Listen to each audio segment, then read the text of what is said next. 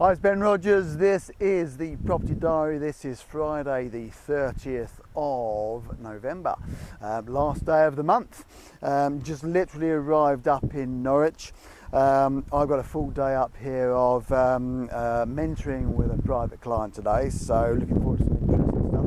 I think today will probably end up being kind of a multi-part video Property Diary today.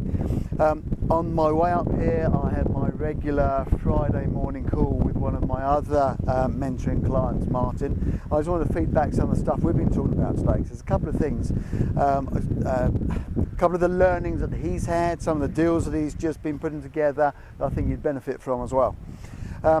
First thing is he's got an accidental landlord he's working with, and he has kind of done the paperwork. Fun enough, the stuff's got up with the solicitors, and guess what's come out when the solicitors looked at the property and the title and found out what other charges there are against it. There's a charge that weren't aware of.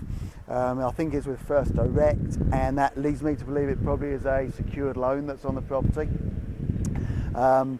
Now, isn't that interesting? Sometimes the owners don't always tell us everything. They don't tell us the complete and utter truth about the properties. That's interesting.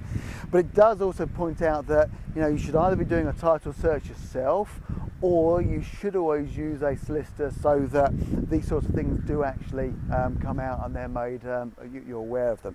If you just do the paperwork on your own, guess what? This could come back to bite you if you don't find out about it when you look to actually buy / sell the property in the future. So highly worthwhile lesson to learn.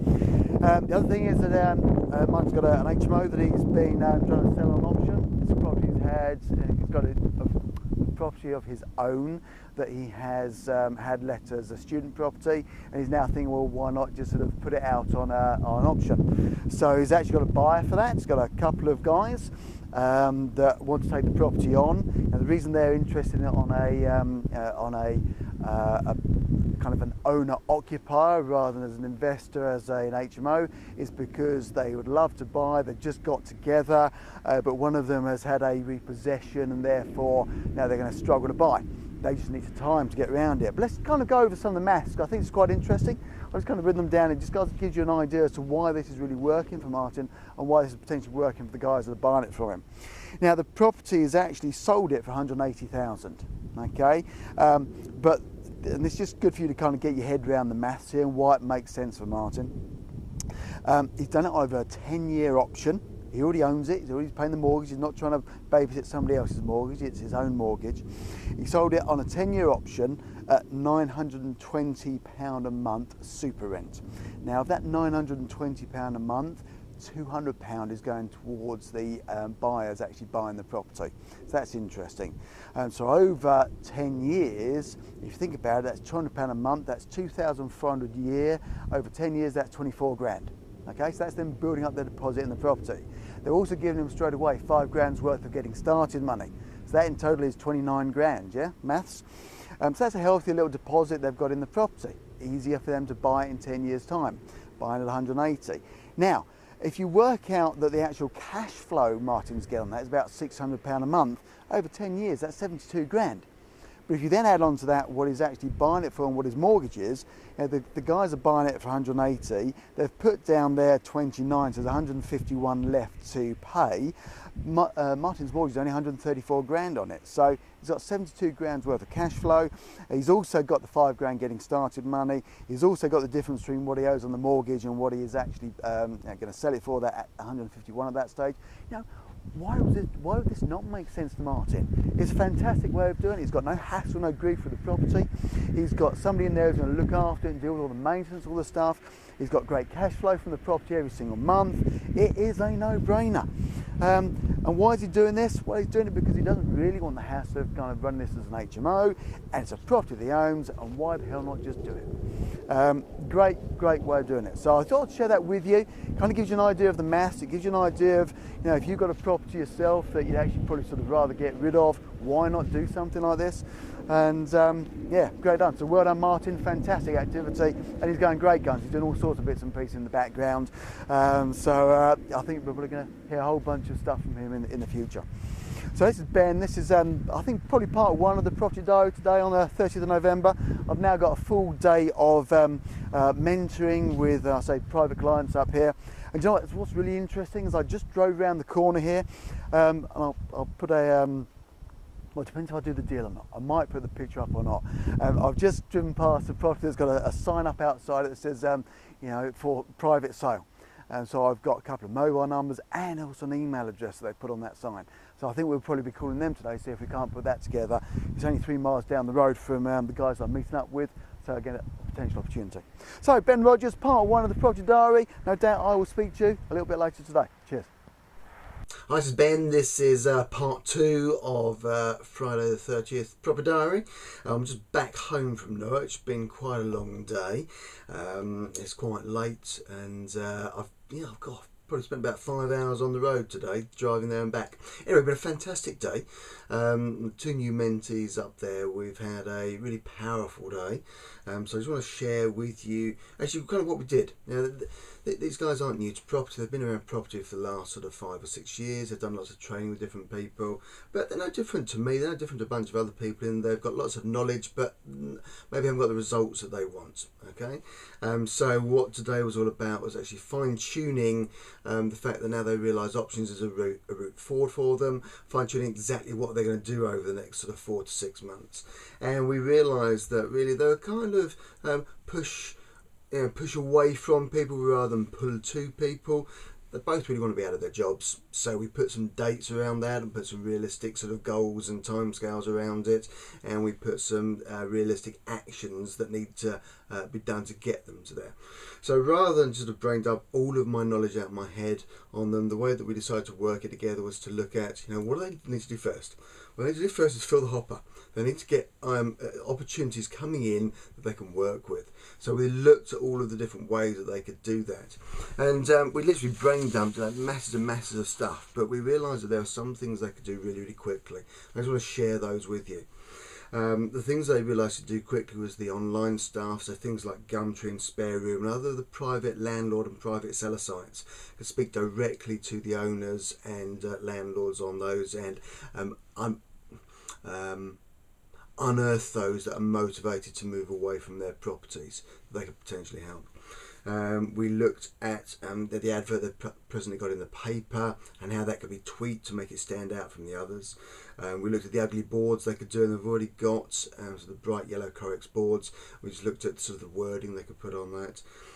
We also did some texting to landlords, so we got their local newspaper, and we realised that, you know, in there was probably about 15 to 20 landlords advertising their properties for rent. So great, we went through the text that I use and sent out to landlords, and we did that. I think we did about 13 of them. And guess what? We got probably 2 or 3 people coming back straight away, either telephoning or texting straight back with, yeah, they're interested in chatting to us. I'll talk to you about those probably in a minute. And we also looked at the kind of newsagent postcards that could be done, put up in the local newsagents. You know, we buy houses, we sell houses. So it's all about getting the marketing machine working. You know, you're filling that hopper. You're filling that hopper for potential tenants, so tenant buyers, and for potential sellers. And all of the stuff we talked about there was dead easy to do. It could be done the same day. And in fact, we did it the same day with some of the strategies. So yeah, just to kind of let you know that, you know, if you're thinking, oh, I'm not quite sure what to do, or it's going to cost time or take money, you know, you can get going instantly with some of these bits and pieces. So of the 3 responses that we had back, I just sort of run you through these and just kind of give you an idea. The text that went out to the private landlord adverts, you know, trying to rent their properties. We had one guy come back literally instantly after we texted him, and it turns out that he got a 2-bed property in a place called Loddon. And we went through, I think, either 2 or 3 conversations with him, and what was quite interesting was that whilst he was quite open to the idea to start off with a long-term rent and a potential sale in the end, and he actually came on the phone and said, oh, it's really weird. I was talking to my wife yesterday, and you know, she actually ideally wants to sell the house. So of course we think, well, this is perfect, this works great for us. long term, through the conversation, it turns out it's probably a bit more elderly landlord. And guess what he did? After we started talking about some of the ideas and floating some ideas past him, he suddenly said, "Oh well, I just want to speak to my wife," and it turns out he wanted to speak to a solicitor.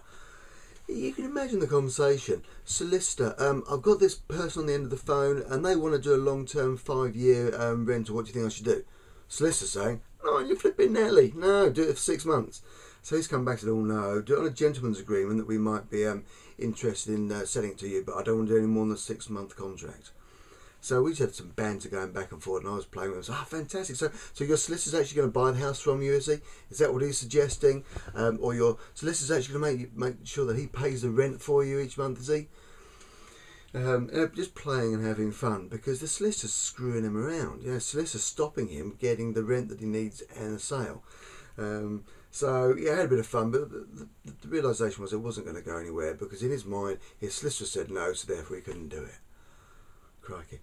Another one we had was a guy that got a couple of converted barns.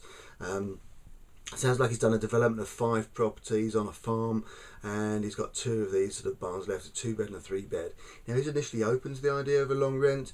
Then when we started talking about the purchasing in the future, he said, "Yeah, no problem at all, but we can't set a price now. It has to be a price, whatever it is in the future." Here's the difference. This is an element of motivation, because he's got 2 of the 5 empty and he wants them rented.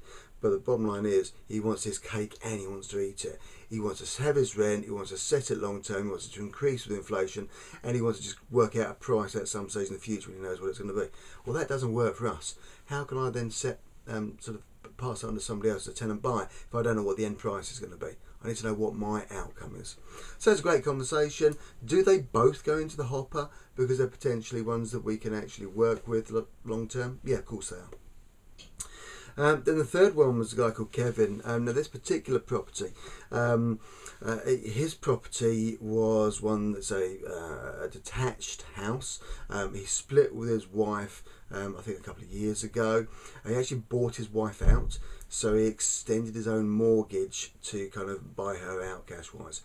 And what was interesting here is, as the conversation was going on, more and more debt was getting added to what was outstanding.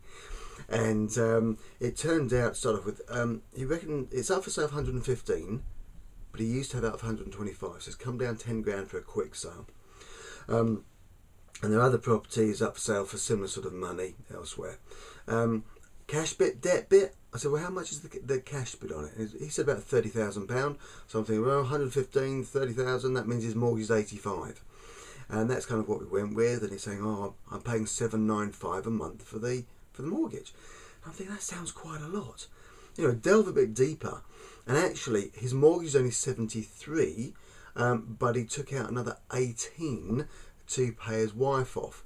And of that 18, well, let's go back a bit. Of the 73, he's only paying about 460 on a repayment. Now that makes more sense.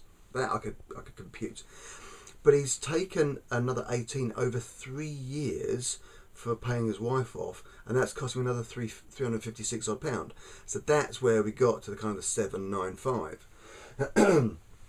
If that's what the maths work out at. So I thought, well, okay, again we could do that, because that's over 3 years. We could pay that bit off. That I could pay the kind of negative cash flow on that, because the rent for the property would only be about 625. 625 rent. He's got 795 going out. If I put a tenant buyer in there, 625, I might get up to 825, 850, maybe 900. So that covers the 795 mortgage outgoings on it. Then it turns around and it says, well, actually, really what I also want to do is I've got a £12,000 car loan. That's cost me £330 odd pound a month. I really wanted to, by the sale of the house, get rid of that as well. So use some of my debt bit to pay that off. So now I'm thinking 795 plus 331, we're at the sort of £1,100 mark here. It's now getting difficult. But it's not impossible, because it could be that I get some incoming cash from the property that allows me to clear that off for getting started money. Could be that actually I can take a kind of a neutral cash flow on the property based on the fact that actually, although that was a 3-year loan to pay his wife off, there's only 2 years left. So after 2 years, my payments go down from 795 down to 460. So I've got the long-term cash flow, and also my debt goes down by 18 grand because that's been going to be all paid off. So it could work. Now he wants to think about it over the weekend. I need to zap him an email first thing tomorrow morning, and we're going to speak on Tuesday to see if we can't actually just finalise that one. So it's not a great one because it's a real kind of bitty one with bits over here and payments out here and debt over here, but actually long term, put that over 5, 6, 7 years, and that's peachy sweet. That works me inside out. And it's a great detached property, and it's a great location. It'll be easy to get a tenant buyer for it. So that one worked really quite nicely. So I just want to give you kind of an update there. There's a couple of deals that we've been going through. I hope the sort of maths made sense for you on there. I hope you followed my thought process. Thought process on that last one was, high outgoings, but get a tenant buyer in there to cover those over a couple of years. My debt sort of a commitment goes down, and it could potentially work. So you've got to look at every single deal in different light and work out how you can make it work for yourself. But a great day with the guys up there, and we've got a whole bunch of plans for what they're going to do over the next sort of 4 to 6 months. Anyway, it's late. It's a Friday night. I've been away from Linda all day, so it's about time that I sign off and say goodbye and good night to you. We sign out for November because this is the last day of November. I shall look forward to speaking to you through December, and no doubt soon we'll get our Christmas trees up and we'll be in the Christmas festive mood. So, Ben Rogers, Property Diary, Friday the 30th of December. Good day as far as I'm concerned. Some great opportunities, some great learnings from my mentee. Hopefully you've learned from the stuff that we've been going over as well. I look forward to speaking to you tomorrow. I look forward to speaking to you in December. Take care.